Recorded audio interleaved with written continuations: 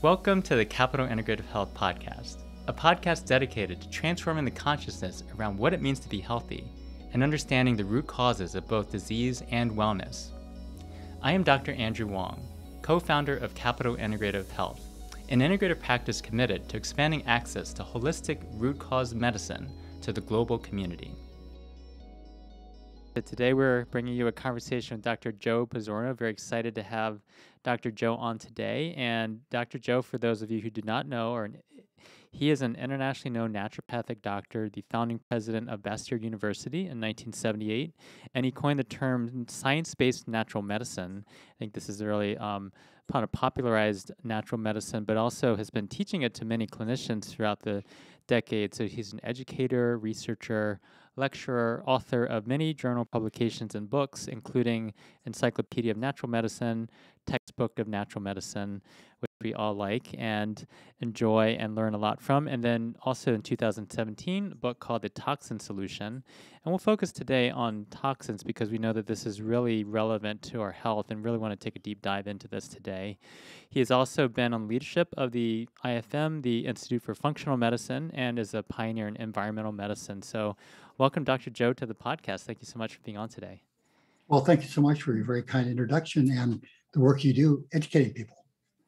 Great. Well, just a real basic kind of forest view question, as I'd like to say, is, like just to have the listeners kind of get to know you a bit more, is what motivated you to become a doctor, a clinician, and specifically a naturopathic doctor?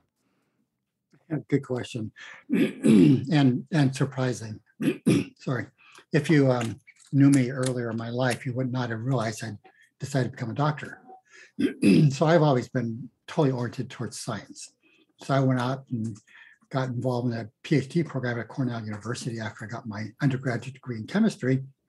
And I was just, really enjoying the idea of doing research. And unfortunately, that was at the height of the Vietnam War. And as it became more and more clear that this was not a good idea for us, when I was started getting at risk for getting drafted, I really much more deeply looked at, well, do I want to be involved in war? Or do I want to be involved in not war? And it turned out that the doctoral program I was involved in was contributing to the war effort. So I said, okay, the heck with this. I'm going to do something different. Left graduate school, went out to Seattle, and I decided to work in medical research. Yeah, totally conventional research. And I was happily doing medical research. And think to myself, I think I want to go off and get a PhD in medical research instead. Sorry. So started doing research, loved doing it. And then the woman who married my roommate from college, one day when we were having dinner, said, I just got cured of my rheumatoid arthritis. And I said, you did? And the reason I was so curious about that is because I was doing research at University of Washington School of Medicine, Department of Rheumatology, trying to find a drug cure for arthritis. And she was curious. So what happened? She said, well, I went to a naturopathic doctor and he cured me. So my thought was, first off, this is an incurable disease. I work with MDs and PhDs all over the country trying to find a cure. And second thing is, what's a naturopathic doctor? Okay. I mean, I was so medically oriented. I didn't even know chiropractors existed. Yeah. Okay. Because they're kind of the other major field at that point. Yeah. So I went to this naturopathic doctor and asked him, so what'd you do for my friend? He said, I taught her how to eat properly and detoxify her liver.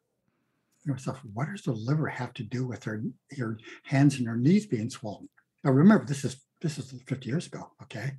And so but I was curious, so I went to this naturopathic doctor and asked him, what he did for my friend, and he described it, and I said, well, I've got a personal question. I've become a vegetarian, and I've noticed my body's gone through some changes. Now, when I asked the MD researchers I was working with, please don't take this offensively, Andrew, I was told, diet does not affect you. It's simply an error in your observation. Now, remember, this is 50 years ago, and that's what conventional medicine believed. Okay. Well, I mean, I went to school later on in time in medical school, but no offense taken at all, Joe, because certainly in medical school, I think we kind of know that in conventional medical school that nutrition is not taught very well, or certainly not adequately enough to cure rheumatoid arthritis or to make a dent in some of these really Uh, complex chronic illnesses that we often see now in clinical practice. So anyway, being objective, I asked the naturopathic doctor same question: what do these changes in my body mean for becoming a vegetarian? He goes over to his bookshelf, pulls out Guidance in Medical Physiology. I mean, at that point, a standard core textbook in medical schools, and he shows me physiologically what's happening in my body by being a vegetarian. But well, that's interesting. The naturopath knows physiology better than MDs I'm working with. But that wasn't enough, okay? Because I like doing research. And then I did a research study that really grabbed my attention. It's totally relevant here. So we had an MD doing a postdoc there on an investigational new drug for rheumatoid arthritis. And we were going to test it with an animal model. And the animal model at the time was a duck model, because the duck fins are just really easy to see how swollen the joints are. So we got in the ducks that had been genetically bred for rheumatoid arthritis as a standard model for drug testing. So we brought them in and we put them in the vivarium. And you can imagine what it's like to be a vegetarian and being a vivarium where they do animal research. It was just terrible. So we go in and check out, we got the right ducks. And now this MD was a woman, and she was a very kind-hearted person. So we walked into the lab and we see these poor ducks stuck in these cages, and they looked miserable. Okay. You saw my cat walk by. Anybody who has animals as pets and friends knows if they're unhappy, you can tell. Yeah. Okay. So she said, well, this is terrible. So she got together with her husband, and they found an empty lab. So they got some sand and some plywood and built a duck run. Then they got this big plastic swimming pool, put some water in it so they could swim around, brought some fresh fruits and vegetables. Now the ducks are quacking and happy, etc. Okay, now we're waiting for them to get rheumatoid arthritis so we can treat them. And we wait and we wait and we wait. And after a couple of months, they didn't get arthritis the way they're supposed to. So this woman had to close her postdoc. And at the going away party, the MDs and PhDs were looking at her and saying, oh, we're so sorry your experiment failed, and isn't this awful, et cetera, et cetera. And I'm looking at them and saying, wait a minute, don't you see what just happened? They're genetically bred to get rheumatoid arthritis, but if you give them exercise and a healthy diet and make them happy, they don't get the arthritis. Isn't that better than a drug? Anyway, so when I saw that, I said, I think I'm going to go a different direction in my life. So there you go. There's my story. Great. That's a great story. And I think the ducks are really are teaching us there in that story that your genes are not your destiny, right? I mean, a lot of people have genetics, and we can talk about that a little bit later here today, towards, maybe not being able to detoxify as well. But then when you take that environmental piece in there and the lifestyle that, can influence the genetic expression, that might actually cause people to, either avoid having detox issues, chronic illnesses, or at least to, certainly ameliorate or reduce the expression of those. So, Dr. Joe, why do you believe that toxins are important to pay attention to? And I want to reference an editorial that you did in your journal, the IMCJ, where you said, are toxins becoming the primary cause of chronic disease? And you had that question. So I'm curious now in 2021 here, what is your answer to that? If you do feel like toxins are becoming the primary cause of chronic disease, why is that? Well, up until COVID, I was flying about 100,000 miles a year, teaching doctors literally all over the world how environmental metals and chemicals have become the primary drivers of chronic disease. And I came to that conclusion after looking at a lot of research. I mean, just a huge amount of research. And you can see that for disease, after specific toxins, as specific toxin levels go up, the incidence of the disease goes up as well. And the one that really grabbed my attention was diabetes. I remember way back in the late 1970s, or actually middle 1970s, when I started primary care practice. I was so excited when I saw my first diabetic patient after 9 months in practice. Okay. And you might say, well, as a young practitioner, I wasn't very full. I was fully booked within 6 months. Okay. I'm a smart guy, work hard. Patients like me, I got good results. So I got a lot of patients. So I finally saw a diabetic patient. So way back then, diabetes affected like 0.5% of the population. Now it affects 10% of the population, with 1 out of 3 people projected to get diabetes in their lifetime. What happened? So I started looking. Of course, the first thing I looked at was sugar. I mean, those of us nutrition oriented think, well, sugar. But when you look at sugar consumption, it doesn't correlate with the diabetes epidemic. So while I'm not saying sugar is good for people, clearly something else was going on. Then you look at obesity. Yes, huge correlation with diabetes. Okay, and obese people, a morbidly obese woman has like a 90 times higher risk of getting diabetes. But when I saw this study, it came out of Ducky Lee in South Korea, what she showed was that if you look at obese people who normally get diabetes, but measure the body load of environmental toxins, which researchers are now calling diabetogens, okay? When you look at their body load of diabetogens, if they have low levels of diabetogens, it doesn't matter how fat they are, they don't get diabetes. Then you look at a lean person who you don't expect to get diabetes, but if their body is full of diabetogens, they get diabetes. And I started looking at disease after disease after disease, and see the same thing. Dr. Joe, just a little PSA public service announcement. I think Dr. Joe is not saying to go out and run the Cheesecake Factory and get all the cheesecake you can eat, right? So in terms of, sugar and everything will be, it sounds like obesity will be necessary, but not sufficient to, meaning a metabolic syndrome in the setting of increased visceral fat. And then are those toxins then getting stored in that fat and causing cellular and tissue damage? Is that sort of an accurate yes. interpretation of that? I think key here to understand is what we think about metabolic syndrome, and et cetera. We think about insulin resistance, right? The cells are not responding to insulin properly. Now, in the past, that could often be due to deficiency in chromium, for example. But now what's happening is these things are being called diabetogens because they bind to the insulin receptor sites on the cells. So the cells can't respond to insulin. In other words, insulin resistance. The pancreas has to overproduce insulin to get sugar into people's cells to keep people alive. And after a while, you do that for 20 years, pancreas burns out, it's overused, it dies, and now you get diabetes. So what's happening is it doesn't matter whether a person's fat or not. If their body is full of these metals and chemicals that block their insulin receptor sites, they're going to have insulin resistance.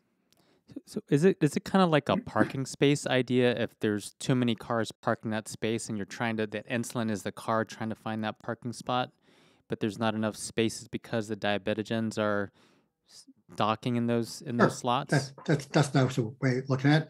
Insulin has to fit into the docking station. If there's something already in the docking station, it can't come in. Great. Thank you so much for clarifying that for all of us. What are some important, for the listeners out there, right? What are some of the primary sources of environmental toxins in our lives that we might be exposed to, whether that's air, water, in foods or other products? So it's a good question. And it turns out that we have two problems. Number one is specific toxins cause specific damage in the body. But we also have the issue of total body load, because as the toxin levels go up, our ability to protect ourselves becomes less effective, and we get more and more damage. Let's go back to diabetes, and let's look at phthalates. Okay, so phthalates, what are phthalates? So phthalates are plasticizers. So whenever people are in contact with anything that's plastic, they have a risk of getting phthalates into their body. Like shower curtains. Hot water hits the shower curtain, you smell the plastic, that's phthalates going into your body. But there's another aspect of this, and that is health and beauty aids. So the lotions and potions we put on our skin to make ourselves look pretty and smell nicer, well, they use phthalates to kind of give them that oily feeling and also to solubilize the fragrances in them. The phthalates bind to insulin receptor sites.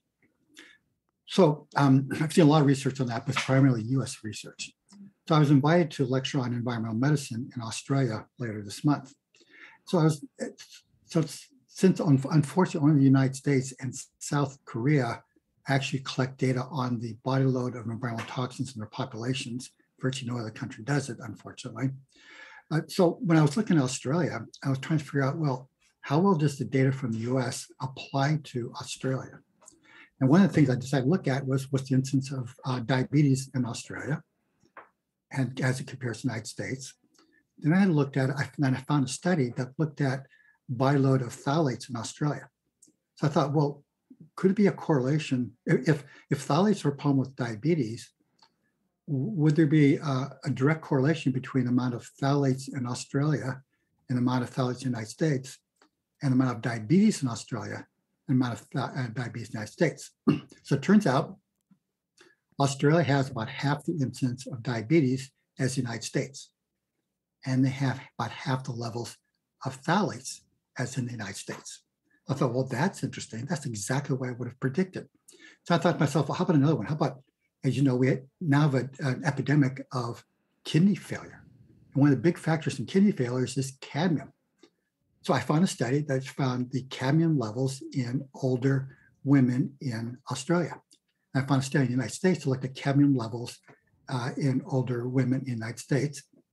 They were the same. The cadmium levels in Australia were the same as cadmium levels in the United States. Then I looked at chronic kidney failure.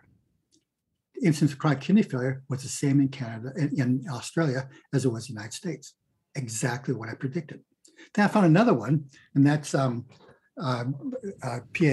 or the breakdown products of air pollution. Okay, so they directly correlate with lung cancer, as I'm sure you well know. Turns out Australia has the highest levels of these PAHs in the air, polycystic aromatic hydrocarbons in the air, in the world. And they have the highest incidence of lung cancer in the world. So I'm saying, as I go look at this in country by country, as their toxin levels go up, all the diseases you see in the United States associated with those toxins, those diseases go up in the other countries as well.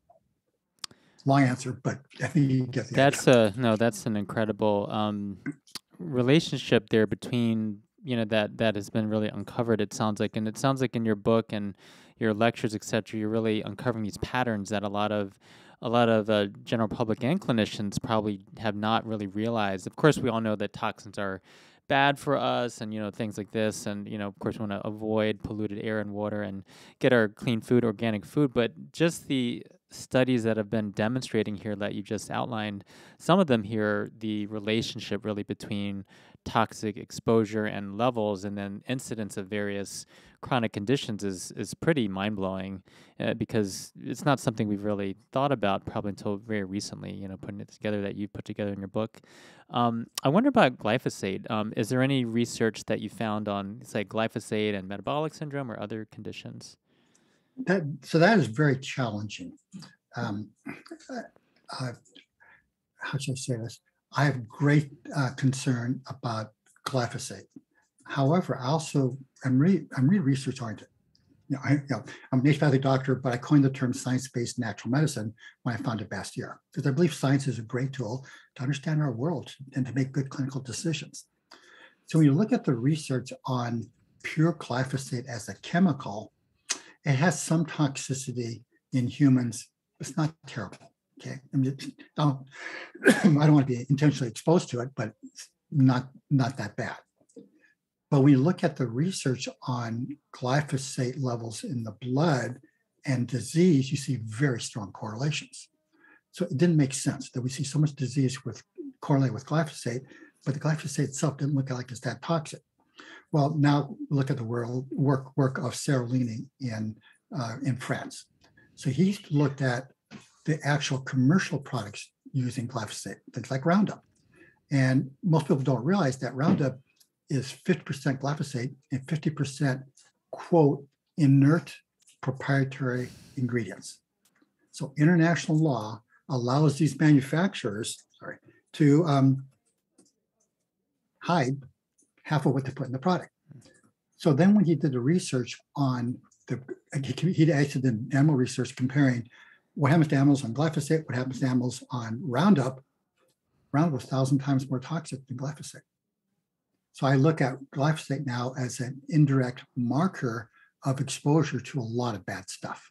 But whether glyphosate itself is how much glyphosate is causing trouble, unclear at this point. So in terms of Roundup, that 50% inert ingredients, does anyone know like what's in that, or is that a proprietary thing that is so it's proprietary, but researchers like Serolini, they've got their analytical laboratories. My undergraduate degree happens to be analytical chemistry. You can see what's in it. So what they find?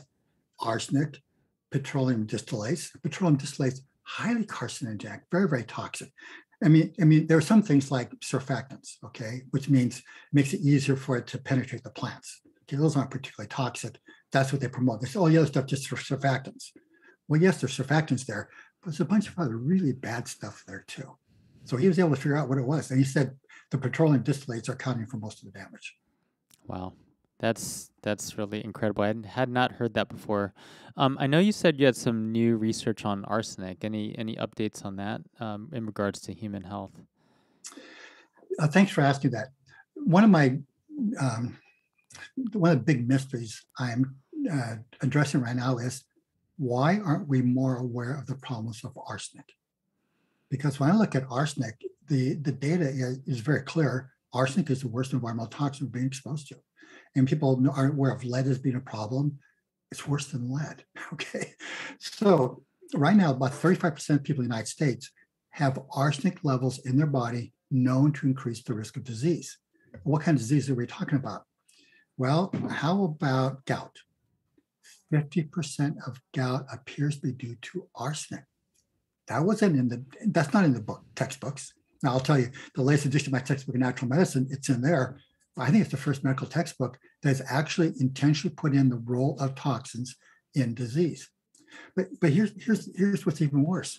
According to a really good research study, looking at over 3,000 people, it was Native Americans in this particular study, they found that 1/4 to 1/3 of their major cancers, lung, prostate, pancreatic cancer, were due to arsenic. So I think to myself, why aren't we more aware of how much trouble arsenic is causing? Then another theme I've been studying, I've been looking at something I'm calling unimportant molecules. Okay. So what do I mean by unimportant molecules? If you look at our what we've decided is important for nutrition, vitamins and minerals, things like that, that research was all done about 100 years ago. So 100 years ago, when we're trying to determine what's important in food, we were limited by our understanding of physiology of the time and by the technology of the time. So we're kind of limited to, well, what things in food are necessary to keep animals alive? And by the way, there's some things we see, there's really severe overt disease. So we figured out these vitamins, minerals, amino acids, things like that. Turns out it's 42 molecules and elements being necessary for life. And we then kind of made a big mistake that therefore everything else in food was not important. So now when you grow foods chemically rather than organically, you start losing these other molecules. So I'll ask you a question, take a wild guess. How many molecules are in food total, do you think? Look at all the foods available in the human client. I'm not sure. I'll give you the number. So here we have 42 molecules considered important. 50,000 molecules are in food. So we decided 99.9% of the stuff in food is not important. Okay, now let's go back to my arsenic thing. So one of the things I decided to do was to try to figure out, well, are there unimportant molecules that are important for protecting us from arsenic? I think we can find out when I'm talking about these unimportant molecules. Yes, they're not required for life, but they're sure required for health. So it turns out there's some flavonoids that specifically facilitate the detoxification of arsenic. When we detoxify arsenic, it's critical to be detoxified all the way to dimethyl arsenic, because there's a halfway step called monomethyl arsenic. Again, technically monomethyl arsenous acid, but it's just called MMA for short. MMA is more toxic than arsenic, like 8 times more toxic than arsenic. Whereas DMA, the dimethyl arsenic, is 400 times less toxic than elemental arsenic. Some people get stuck in the MMA stage. So what helps make it go all the way from arsenic to MMA arsenic to DMA arsenic? Flavonoids. Well, isn't that interesting? And then another thing, flavonoids play a big role in helping replace the damaged DNA the damage to the DNA caused by arsenic. So I had one of my researchers look up and give me a list of the flavonoids that both help increase detoxification of arsenic and protect the body from arsenic. I looked at the list and said, look at that. On that list were molecules I'd seen from my other research that had been lost from the food supply. One of them is called Ptyalin, sorry, I'm probably not pronouncing the name right. So ptyalin, which helps protect us from arsenic, is 90% lower in chemically grown foods. So we just lost 90% of our protection. I mean, that's not the only method of protection, but because we are now growing foods chemically rather than naturally, we're losing our ability to protect ourselves from toxins like arsenic. So I think that's why we're seeing all this disease problems with arsenic, because it wasn't as bad 50 years ago when we were eating healthier food. Got it. And like you said, we're only measuring these 42 molecules. We're not measuring 50,000 molecules in these Right. foods. So we Right. don't know what the levels of ptyalin are. And but buying organic would certainly, sounds like that would be one of the things, one of the strategies. Yes. What else can we do to improve our abilities to listening here, to process toxins and to detoxify? If we're kind of all exposed to this toxic load, um, I do want to get into that a little bit later in terms of what are some of the long-term solutions, to help restore our planetary health, probably. But, Mm. in general, let's say we have, individual coming in that's listening to this. To start with that, and on an individual level, on a family community level, what can really move the needle on our ability to process these toxins out of our systems? Very, very important. So there's kind of three areas we can cover. Number one is we have to make sure we have all the nutrients that are known to be necessary for human life. Well, we need to make sure we have them because the enzymes responsible for detoxification depend upon the vitamins and minerals and things like that. So, for example, if a woman is having severe anemia, maybe excess menstruation, well, the whole class of phase one enzymes are key for detoxifying these chemicals we're being exposed to. They depend upon iron for their core. So if deficient in iron, these aren't going to work as well. So basically, good nutrition is critical. The second thing is to support the body's own natural processes. So for example, the way we get rid of a lot of these chemicals is by them being processed in the liver and dumped into the gut. Well, when those systems evolved, we were consuming 100, 150 grams of sugar of fiber a day. Now we consume 15 to 20 grams of fiber a day. So we're not consuming enough fiber to bind to the toxins that the body's getting rid of, so they get reabsorbed through something called intrahepatic recirculation. The third area is glutathione. So glutathione is one of the most important molecules in the body because it plays a huge role in protecting us from oxidative stress and for directly detoxifying many of these chemicals we're being exposed to. And the easiest and cheapest way to increase glutathione levels is by taking a supplement called N-acetylcysteine, or NAC for short. So if people take NAC, the glutathione levels go up, it makes it easier to get rid of toxins. Thank you so much for that comprehensive answer. And I have a little tangent to that because I know there's been some grapevine talk about NAC not being available and whatnot. What's the latest on that? Is it? It seems like it's available, but what are your thoughts about NAC? It's clear the FDA is in the process of trying to make it unavailable to the public, and it's inexplicable to me unless you want to be a conspiracy theorist. Okay, so NAC, as a medical doctor, NAC has been used for years for people with cystic fibrosis. Yeah. There's a lot of studies out there showing people with cystic fibrosis give them 2 grams of NAC a day, and virtually no side effects. There's a small portion of people who have a side effect, but it's very rare. Why all of a sudden do they want to make it into a drug? I don't get it. So we should all stock up on NAC potentially, or I would encourage that. Yes. Yes. So it's one of my personal anti-aging supplements because one of the best ways to age healthfully is to have high glutathione levels. Great. And what are some food sources of cysteine? If, let's say that someone can't get NAC or doesn't know where to find it. What are some good food sources of kind of increasing probably cysteine and glutathione overall? Yeah. So it's just the cysteine. Typically whey powder is the best alternative to NAC for increasing people's glutathione levels. Great. Thank you so much. And then let's say someone has a history of toxic burden. A lot of people actually might have toxic burden and not really know it.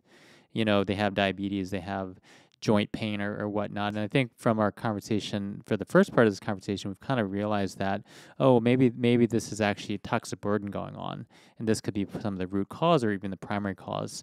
But how can that person or people help to heal their bodies from this toxic burden if they already have some toxic burden that's manifesting as an illness? That's why I wrote my book, The Toxin Solution. Great. Okay. So this is a key question. I think it's critical for people to understand this. There are a lot of detox programs on the marketplace. So I say to people, wait a minute, don't go on a detox program until your organs of elimination are working properly. There's the old time naturopathic concept of the emunctories. Okay. So what do I mean by that? So what happens is, because we're being exposed to so many toxins at levels above what the body can get rid of, the body sequesters a bunch of these things in the, you might say, deep recesses of the body where they're not very physiologically active, just try to get rid of them because they're hard to get rid of. So if you start doing a detox program that releases these deep toxins, but your liver's not functioning properly, your kidneys aren't functioning properly, your gut is toxic, you're just going to make yourself more toxic. You'll just redistribute them from where they're sequestered to where they're going to start causing more active damage. So I recommend people go through a kind of a 3-step process. Step 1 is stop exposing yourself to toxins. I mean, seriously, you got to basically realize that every day, every choice we make has a toxin component to it. So start making choices to decrease toxicity in every way possible. Do that for a couple of weeks. And what people will find is within 2 weeks of carefully avoiding as many toxins as they can, they will notice their bodies are functioning better, because the toxins can be broken into 2 classes. What we think metals and chemicals, more conveniently or more clinically useful, is think about persistent versus non-persistent. So non-persistent toxins, the body can clear out in a day or 2. Persistent toxins take years to even decades to get rid of. And near as I can tell, and this is real rough estimate, I'd say about half of the toxicity people are experiencing is from non-persistent toxins. So if you stop your exposure to EPA and to phthalates and to arsenic and all the other non-persistent toxins, within 2 weeks, people will feel better. And that then engages them to do the long-term work to get rid of those persistent toxins, so hard to get rid of. So 2 weeks, avoid the toxins. Then they spend 2 weeks cleaning up your gut, because remember, whatever gets absorbed into the body from the gut first goes to the liver before it goes into general circulation. Well, if you keep on flooding the liver with toxic molecules from the wrong bacteria in the gut, now the liver's not going to have the ability to detox for everything else. So clean up the gut. Then we want to clean up the liver, get the liver functioning properly, use cholagogues as necessary, use B vitamins required, make sure all those enzymes work the way it's supposed to. And then the third area is we are now having a kidney failure epidemic. I mean, a condition which was rare is now common. So we have to restore our kidneys. And the good news is we can do a lot to restore our kidneys. And this is something I think you might find interesting, Dr. Wong. As I was looking at kidney failure, it turns out most of the kidney failure is actually due to damage to the microvasculature of the kidneys. So if you can improve the blood supply to the kidneys, kidney function goes up dramatically. So in my book, I say, well, here's a bunch of strategies for how you get the kidneys functioning better. And the first part is stop damaging them, like non-steroidal anti-inflammatory drugs, extremely damaging to the kidneys. So stop damaging the kidneys, and then do things like blueberries, beet juice, chocolate. Okay, all of these have been shown to improve kidney function. So you can go through, and we've got examples of people looking at their EGFR, that as they engage in these behaviors, their EGFR improves. You're going to love this one. There was one study I found that looked at people with various stages of kidney failure. And as you know, people in stage 5 kidney failure, their EGFR is below, it depends on who's looking at it, but below 30, maybe even lower than that. And they're typically people who are going to need to be on dialysis or get a kidney transplant. So one study, all they did was take people with stage 5 kidney failure and have them stop using non-steroidal anti-inflammatory drugs. That was the only intervention. 6 months later, their average EGFR went from 15 to 30. Wow.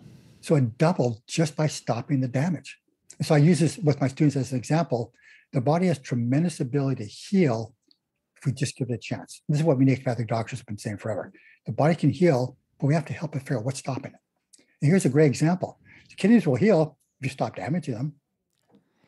Yeah, and a EGFR of 15 to 30. I mean, that's might be the difference between someone needing dialysis and maybe not needing dialysis. It Yes. sounds like.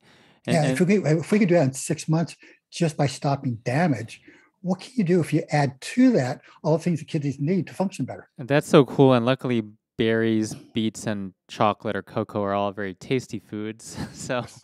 Yes. that's very helpful. Let's kind of make the connection for our listeners in terms of toxins and some of the issues they might be dealing with. Like there might be hormone imbalance, like adrenal or thyroid imbalances. And also people are having, I think, increasing amounts of trouble with losing weight. Everyone's kind of concerned about that. What is the relationship between toxins and hormone balance, and then also with regards to weight gain and weight, Yeah. I guess, resistance to weight loss? Yeah, great questions. So now you can see the conventional endocrine societies are now starting to use the term endocrine disruptors. So rather than saying environmental toxins, that's, we'll call it something different so we can pretend that we own it. Okay, sorry about that little political comment there. So huge amounts of research. So for example, as PCB levels go up, that's polychlorinated biphenyls that were banned over 40 years ago, but they are persistent organic pollutants. The half-life of these things in the human body ranges from 2 to 20 years, depending upon the particular PCB. Okay, so the more chlorinated the PCB, polychlorinated biphenyls, the more chlorinated it is, the harder it is to break down. So you might go to a restaurant and order the farmed fish, and in that farmed fish will be PCBs, and some of those PCBs will be with you for the rest of your life. And those PCBs directly correlate with rheumatoid arthritis in women and decreased thyroid function in both men and women. Okay. How about those phthalates I just talked about? So not only do the phthalates block insulin receptor sites, they block testosterone receptor sites. So they're basically feminizing men by using these agents, because now the testosterone sites don't work anymore, and they're getting estrogenic effects from all these other chemicals in the environment. I can keep going. So some of the yeah, this is incredible, and but it's also depressing because I know that some of the labs, which I won't name, some of the conventional standard national labs, they've reduced the range of testosterone of T in men to reflect the decline of testosterone in the mean or the average level of testosterone over the past 5 years. And I think that a lot of it does have to do with these plastics and plasticizers, unfortunately. Yeah. And yeah, unfortunately, most of the laboratory normals are defined by what's typical in the environment or in the population, rather than by what's healthy in the population. I mean, environmental toxins does seem to be a more accurate way to describe them, so I will go with that. Yeah, and so what about brain health and cognitive decline, MCI, which is mild cognitive impairment, or even dementia? Like, what's the role of what's the role of toxins both in neurodegenerative diseases, but also just in terms of brain health in general? Huge. Okay, so we know we're having an epidemic now of dementia. Okay, so we start saying, well, could it be correlated with those neurotoxic pesticides we put on our food supply? So let's start with the fetus. So if you look at babies born to women in the top 10% of body load of organophosphate pesticides, and compare them to children born to women with a bottom 10% of body load, you iron out all the socioeconomic differences and look just at their IQ. The kids born to women with the top levels of organophosphate pesticides have a 7-point drop in IQ. 3 studies have now shown the same things. And one of the studies followed these kids for another 5 years. They never get the IQ back. So what happens is the brain can't develop properly in the presence of neurotoxins. Okay, we knew that about lead. That's why we decrease lead in the environment. But how come we're not paying attention to what's going on with organophosphates? Now let's look at an adult. Let's look at people over the age of 65. Let's measure their cognitive function, and let's measure their body load of organochlorine pesticides. So we have organophosphate pesticides wiping out the fetus's brains, or damaging fetus's brains. Now let's look at another neurotoxic, which is organochlorine pesticides. And it turns out that as the organochlorine pesticide level goes up, the incidence of dementia goes up as well. So people in the top 5% of body load, that's 1 out of 20 people, that's not a lot, they are 6.5 times more likely to have Alzheimer's disease than those who do not have a high body load of that chemical. And how about the top 10%? 3 times more likely. Wow. So that's just one toxin. Then you add mercury to that. And I mean, just go toxin after toxin. Our dementia epidemic is predictable based on people's body load of toxins. So as you keep on answering the questions, they generate sub questions that I'm thinking about. I want to get back to this fat toxins dyad because we kind of all know, I think we all agree now that healthy fats are good for you. You know, back in the 70s when it was like eat more SnackWells, eat more Oreos, you know, low fat, high refined carb, you know, it's contributed to the epidemic of metabolic syndrome that we have obviously in our country now and everything around the world as well. But you know, fats aren't bad. It's just that certainly the wrong types of fats are not good. But what is the relationship, I guess, between environmental toxins and the amount of fat someone has, and where do those toxins end up? Do they end up in the visceral fat? Do they end up in breast tissue, in the brain, which is mostly fat? Like, does it just go everywhere? And I guess my other question with that, if there's not too many questions at one time, is wait. Let's do one question. We'll do one thing at a time. Okay. So first off, so the toxin can be fat soluble or they can be water soluble. Okay. So in general, the longest lived toxins in the body are fat soluble and get stored in the fat tissues. But nonetheless, there's some others as well, like bisphenol A. So it turns out is a graph you can look at prisoners' levels of bisphenol A and look at their body weight, waist circumference, things like that. They all go up in proportion to bisphenol A. And that's one reason why the researchers are calling many of these chemicals obesogens as well, because they induce obesity. So the toxins induce obesity. If someone's already obese and has elevated visceral fat, are they more likely to accumulate fat-soluble toxins in that fat? Let me address that a little differently. So some researchers have hypothesized that people may be unconsciously overeating to produce more fat to dilute the toxins so it doesn't disrupt their physiology as much. Wow. Isn't that an interesting concept? That is so interesting. So it might even sort of influence the hormones, the leptin and ghrelin and things like that? Of course. Yeah. That you have to look at that. And then remember, and look at the other side. So once a person has all the extra weight and it is full of endocrine disrupting toxins, when they try to lose weight, those toxins get released.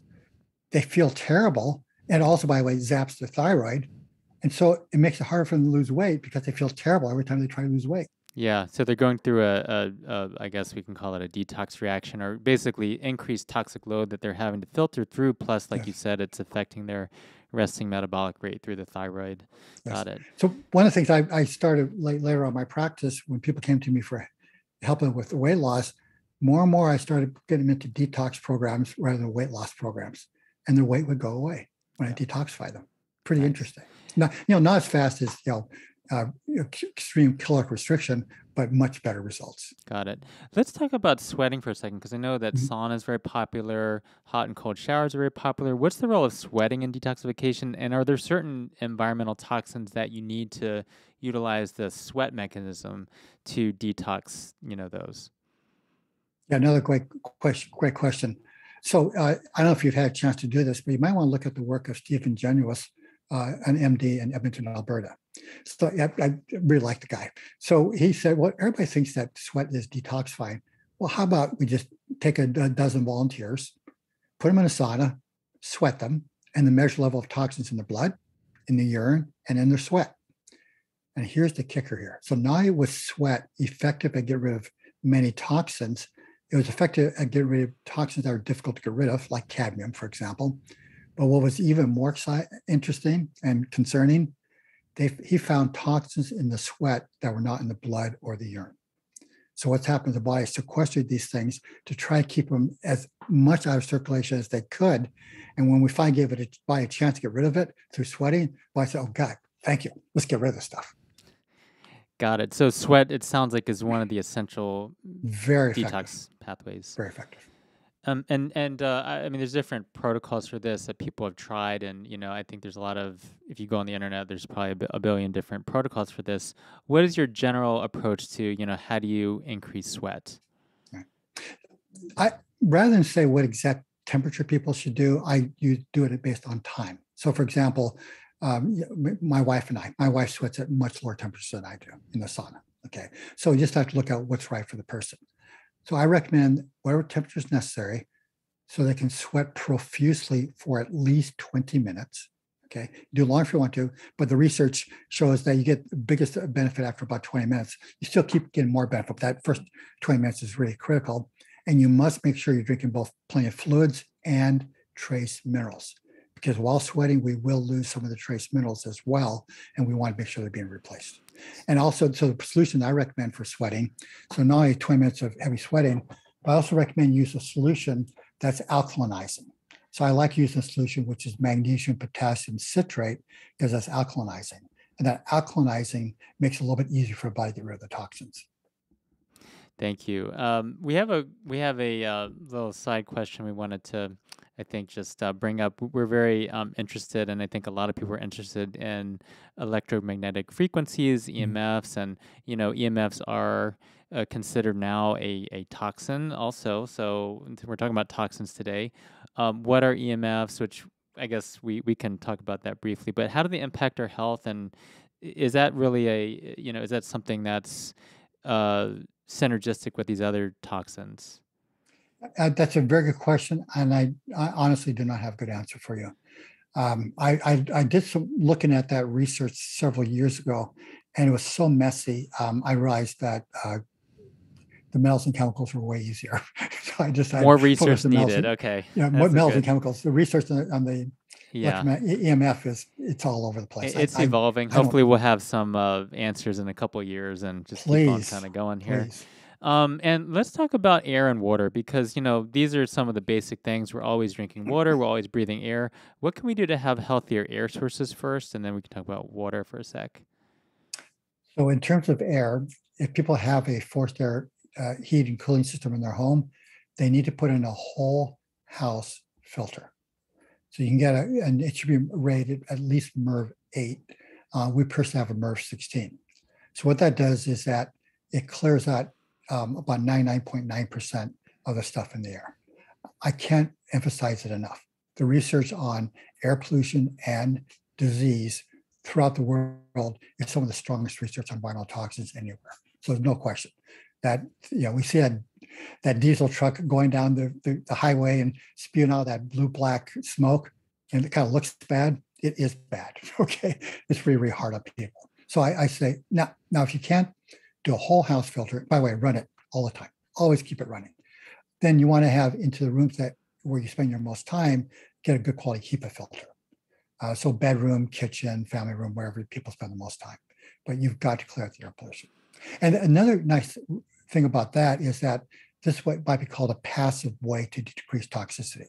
So all you have to do is one time put this in, and then you don't have to do anything else at that point. You just keep getting clean air rather than having to do something about it. That's great. That's great. And do you have any recommendations for water filters? Anything Right. that? So the same concept with water filters. So what you want to do is put on the water line coming into your home a carbon block filter with a metal precipitator. Okay. Now the good news is that it'll get out the toxins in the water with two exceptions. It's not very good to get rid of arsenic. It does not get rid of fluoride, but it also gets rid of chlorine. So for example, we have one of those in our house, which means you have to put chlorine tablets into the tanks of your toilets. Otherwise, the toilets will smell.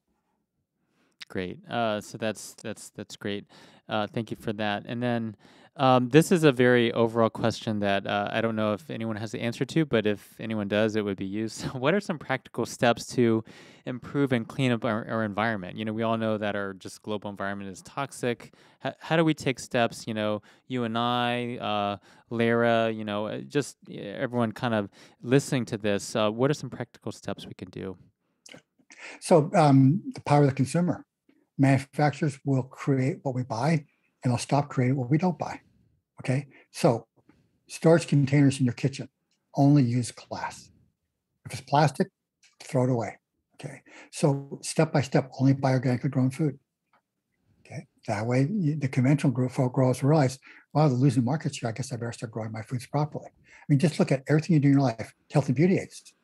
Only choose health and beauty aids that don't have phthalates in them, and don't have lead in them, don't have arsenic in them. I mean, it's incredible what's in health and beauty aids, what's allowed to be in health and beauty aids. So only pick those that are low in toxins.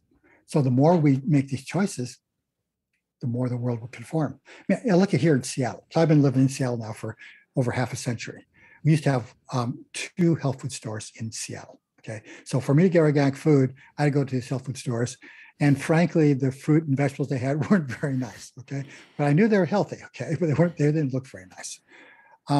Now I can go to my local major grocery store and they'll have an organic section in it. Why are they doing that? Because of consumer demand. So I know people have asked about, the role of big agriculture and co-opting the organic label. What is your opinion on organic versus regenerative and local and all this Yeah. stuff? Yeah, that's very valid. And I think there are a number of loopholes in the organic legislation. Now, having said that, still better than Still chemically better, grown yeah. foods. Yep. Yeah. So I tell people, do 2 things. One is see if there's a local farm co-op.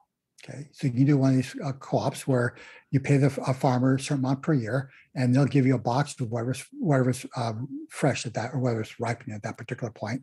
Grow some of your own food. I've been really experimenting with this a lot. I'm to the point now where I'm probably growing 25% of our calories on our own property, which is wonderful because the food we grow ourselves is way better than even organically grown foods from the grocery store. It just, it's fresher. You can pick more fragile varieties, things like that. They're more tasty. Yeah, yeah, and then there's probably some energetic properties as well to the food as you're Probably growing it, and what kind of things do you like to grow at your place there? everything that I like to eat. So let's see. We have got kale, tomato, snap peas, sugar peas, fava beans, corn, squash, bell peppers, hot peppers. I mean, I can keep on going. Makes a delicious salad And there. lots of fruit, Yes. blueberries and cherries and plums and grapes. I just love working on That's them. amazing. Well, again, thank you so much, Dr. Joe, for being on today. It's been such a pleasure and very enlightening conversation about toxins. And I think for those listening out there, if you haven't checked it out, please check out Dr. Joe's book that he wrote called The Toxin Solution. I think that's a really amazing book. It's gonna be very mind blowing to a lot of you if you haven't really made that connection until now, in terms of the really connection between toxins and human health. And we just have some closing questions that are more fun, light kind of questions. So if you wouldn't mind, if you would like to share with us, do you have a morning routine? And if so, if you wouldn't mind sharing that with us. Well, so my wife and I have a morning routine. She makes us coffee in the morning. And so we have a nice organic coffee with everything organic in it. And then we'll typically look at a news report or something of this nature, talk for a little while before we go to work. So pretty straightforward. Get up early in the morning, work, have a cup of coffee, and I don't have breakfast until typically about 11 o'clock in the morning. Okay, so that's my way of doing that. Intermittent fasting. And then in terms of the coffee, since we're talking about toxins today on this podcast, what do you think about the mold-free coffees? Do you think that people are going to Starbucks or other coffee places? Should they be looking for mold-free coffee? How important is that? I think avoiding mold-contaminated products is a really good idea. Okay. Most people don't realize, and I'll just go a little broader on that. Most people don't realize that 50% of the buildings in North America, both homes and offices, are water damaged. And so they're actually creating mold problems in those facilities. If you look at an adult onset asthmatic, somebody who's never had asthma and as an adult develops asthma, according to one study that I read, 71% of it is due to entering in a new job or a new home that has mold damage. Wow. So the coffee beans are getting the mold from not the soil, but essentially from the water damaged building, essentially? Oh, no, for the coffee beans, just how they're stored and transported. How they're stored. So if they're all moist, if they're all moist, they'll build it. I mean, anything. I mean, you leave it at room temperature and make it moist, mold will grow on it. Yeah, yeah. What book or podcast are you enjoying the most right now, and why do you enjoy it? I don't tend to read books or podcasts. I just look at the research. I mean, I don't know, I'm curious about something. This I is just the go best PubMed and answer read that what's we've there. ever had on this podcast. I really like that a lot. Well, and let me go further with the research. I don't even look at just the abstracts. I look at the data tables because over half the abstracts have wrong information in them. Yeah, So I look at data tables. got it. What do you do every day to cultivate joy? Besides, I saw your cat there a little bit ago. That's a good question. I'm actually struggling with that right now. So I used to be an avid basketball player. I'd play 2 hours of full court basketball 3 times a week. I Nice. love doing that. I did it for almost Love 40 basketball years. too. Yeah. Oh, good. Yeah. Unfortunately, 2 years ago, my hip and my knee said, that's it. Can't go Yeah. any further. So I outplayed everybody by 10, 15 years in duration. But so now I'm still trying to figure out what to replace basketball with, and I haven't figured it out, and it's really bothering me. Yeah. I think it's great to yeah, it's a great sport, and yeah, just getting into basketball a little bit more myself too. So but yeah, we'll talk more about that. But thank you so much, Dr. Joe, for coming on again today. Really appreciate it. And how can listeners learn more about you and either work with you or I guess interact with you in some way? Well, thank you. So these days I'm not seeing patients. My main role, I think, right now is teaching the doctors and writing books and textbooks. Yeah. So, if people want to be healthier, get my book, The Toxin Solution, read it and do it. Okay. Great. And seriously, people who do it the first 2 weeks, they will notice a significant improvement in their health. So that's my recommendation. Get my books, use what I say. It's the best I know how to give people guidance. Great. Thank you so much again, Dr. Joe, and thank you to listeners for taking time to tune in today. And if you enjoyed this conversation, please leave a comment, send a moment to leave us a review. It helps our podcast to reach more listeners. We're here to be of service to you, bring you the best guests like Dr. Joe. And don't forget to subscribe so you don't miss our next conversations. Thanks for being with us today, and stay safe and healthy, everyone. Thank you.